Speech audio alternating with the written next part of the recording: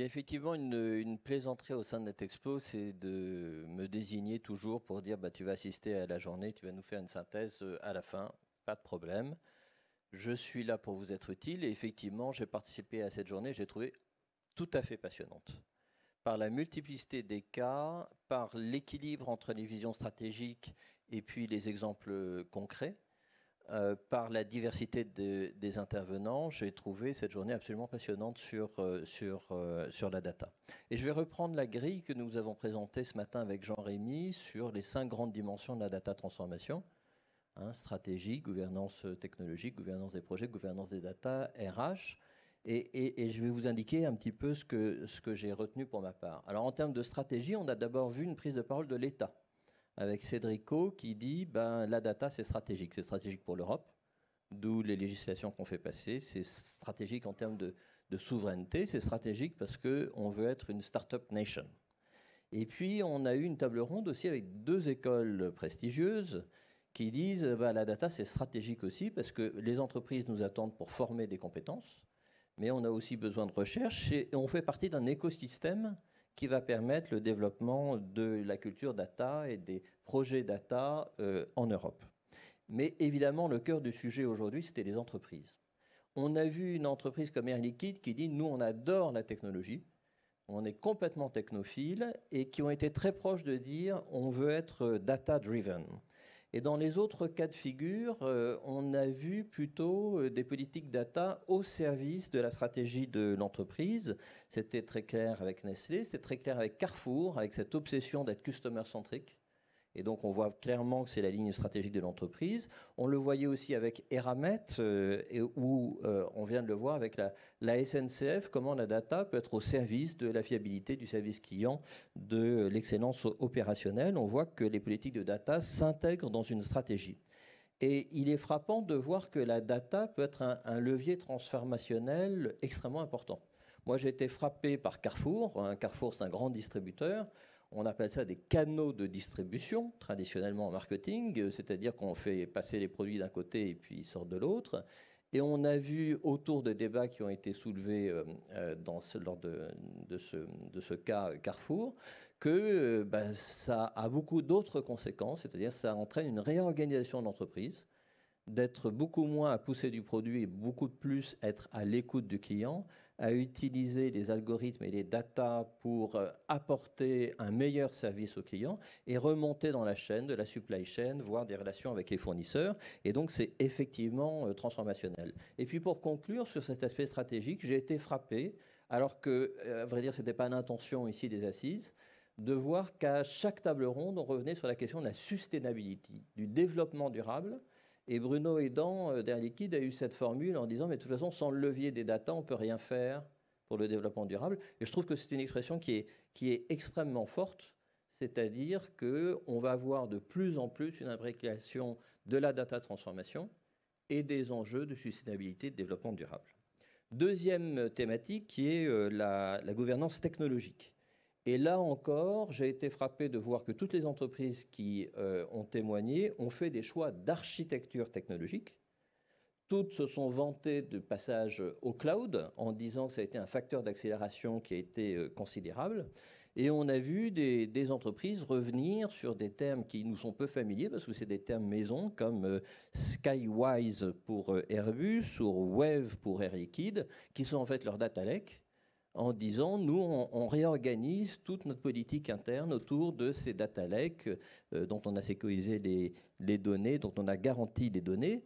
Et donc, un constat qu'on voyait approcher dans nos interviews avec Jean-Rémy, c'est une sorte de divorce avec la legacy, c'est-à-dire les systèmes d'information irrités, des choix structurels qui sont faits, et véritablement la vision de la tech comme un enabler, c'est-à-dire il faut passer par là pour pouvoir aller au fond des choses, c'est-à-dire développer des projets. Et il faut passer par ces choix technologiques qui sont extrêmement directifs pour pouvoir passer à l'action. Troisième thématique est la gouvernance des projets. Et là encore, on l'a constaté, la généralisation des méthodes agiles.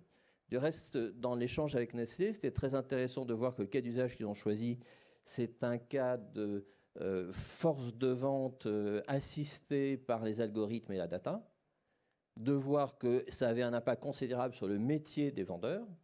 Et ils ont souligné que ça n'était possible que parce que le projet était co-développé avec les vendeurs, avec la force commerciale, qui ont vu les bénéfices, qui ont eu leur mot à dire, qui ont orienté le projet. Et effectivement, ces méthodes agiles sont généralisées, qui sont complètement différentes de méthodes en V ou de méthodes de développement traditionnelles. Autre aspect dans la gouvernance des projets, l'accélération et l'industrialisation des projets. Orange nous a dit doublement des projets en 2 ans. Et c'est quelque chose qu'on a constaté, nous, dans nos entretiens. À partir du moment où on met en place l'architecture technologique, à partir du moment où on commence à avoir des données fiables, à partir du moment où on acculture l'entreprise, il y a un phénomène d'accélération au sein des entreprises pour le développement de projets. Et il faut que derrière, ça suive. Et la difficulté, c'est que ça suive. On a vu aussi dans la gouvernance des projets que, eh bien, il y a certaines entreprises qui étaient très dans le local, d'autres beaucoup plus dans le transversal, mais dans tous les cas, il s'agit dans les POC, dans les expérimentations qu'on fait, dans les MVP, Minimum Viable Product, de viser l'industrialisation, de rechercher l'impact.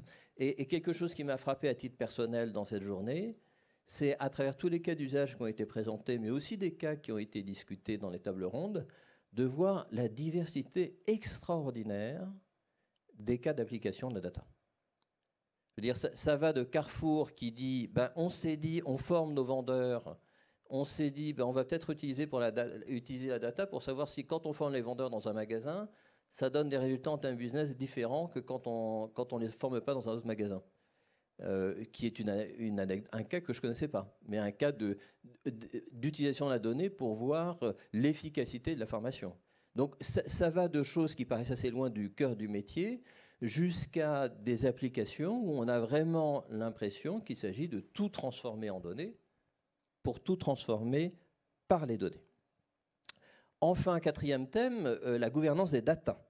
Et là encore, la thématique de la qualité des données qui était apparu très fortement lors des premières assises est revenue, mais avec une clarification en matière d'organisation. Et c'est effectivement quelque chose de frappant d'une année sur l'autre de voir que des choix sont faits pour garantir la qualité des données. On l'a vu chez Airbus, on vient de le voir dans le cas de la SNCF, l'idée de dire à chaque donnée, il doit y avoir une seule source, surtout pour des données importantes comme les données clients. On ne doit identifier qu'une source et on doit nommer un responsable de la qualité de cette donnée. Et donc, il y a la mise en place dans les entreprises d'une véritable organisation pour la qualité des données, avec des process qui sont mis en place, qui apparaissaient beaucoup moins clairement il y a 1 ou 2 ans. Débat nouveau cette année parce qu'on a des entreprises de retail et de la grande distribution, l'écho entre Carrefour et Nestlé. Parce que, vous savez, dans cet univers-là, les rapports sont parfois tendus entre marques et enseignes. Et on a entendu Carrefour dire « mais nous, on adore nos marques et nos fabricants, et du reste, ce qu'on développe pour la data, ça va apporter une vraie valeur à nos fabricants. » Et les fabricants dire « mais il est essentiel de travailler avec les distributeurs. » Et effectivement, dans cette création d'un écosystème autour des données consommateurs, je pense qu'il va y avoir des phénomènes qui vont émerger, qui vont être très intéressants, où finalement, il y a une unité autour du service au client, de la performance, mais aussi autour d'une menace concurrentielle, qui est Amazon, qui sont les GAFAM, qui accumulent des données sur la client. Enfin, une intervention, une remarque que j'ai entendue plusieurs fois, à laquelle je ne m'attendais pas du tout, c'est des entreprises qui disent on a trop de données. Je veux dire, c'est assez paradoxal parce qu'on chantait, vous voyez, il y avait des cris de victoire en disant c'est super, plus de données, plus on est heureux, et on fait du big data, et on fait du data lake, et c'est merveilleux, on va pouvoir faire du machine learning, etc. Et j'ai plusieurs témoignages ici, Airbus, BNP, qui dit notre problème, c'est qu'on a trop de données. Airbus, vraiment, nos vols, là, ils produisent tellement de données qu'il faut sélectionner. Et la BNP qui dit aussi on est submergé par les données, d'où l'importance de la sélection des données. Et je crois que c'est l'intervenante de la BNP, RIM, qui a parlé de cette expression que je n'avais pas entendue, que je trouve très intéressante, d'hygiène de la donnée. Finalement, quand est-ce qu'on la sélectionne? Quand est-ce qu'on considère qu'elle est périmée, hein, et quelle est sa durée de vie? Hygiène de la donnée. Et donc, ce sera sans doute un thème qui va émerger au fur et à mesure de la clarification des stratégies data des entreprises. Enfin, dernier thème, ressources humaines. On voit vraiment ici des points communs entre les entreprises sur leurs problématiques, la difficulté du recrutement, pas seulement dans les métiers techniques, mais aussi dans les métiers de design, de chef de projet, etc. D'où aussi la nécessité d'une montée aux compétences internes. Et ça a été souligné par pratiquement toutes les entreprises.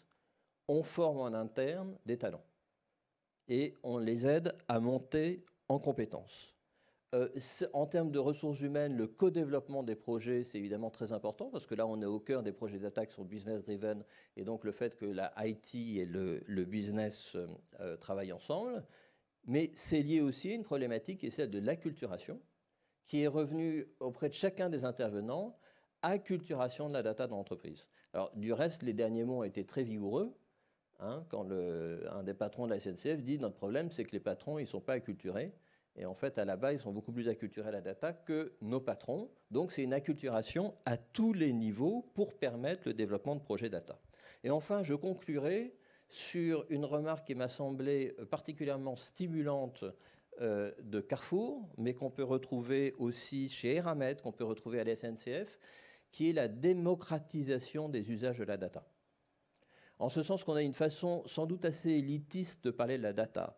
On parle de politique de data, de gouvernance, on dit que c'est un sujet de COMEX, un sujet de stratégie. On dit que ça repose sur la data science avec des data scientists. Et puis les gens qui sont dans les politiques de data transformation disent l'avenir, c'est la démocratisation des usages de la data dans les entreprises. C'est-à-dire que cette belle architecture qu'on fait, ces expérimentations, ces POC qu'on fait, doivent conduire à créer un levier d'action pour tout le monde au sein de l'entreprise à tous les niveaux. Et quand je dis à tous les niveaux, ça veut dire pour Carrefour, au niveau opérationnel de base du magasin. Et on le voit aussi à la SNCF avec la volonté de permettre une appropriation de ces outils par l'ensemble des niveaux de l'entreprise, donc la démocratisation des usages de la data. Voilà pour résumer mes impressions sur cette journée des Assises de la Data. Merci beaucoup Julien, je dois dire qu'effectivement vous êtes très doué dans ce travail de synthèse. Et bien tout de suite justement pour finir, c'est l'heure de la table ronde de fin, donc souveraineté, data et souveraineté un an plus tard, perspective et stratégie. À tout de suite.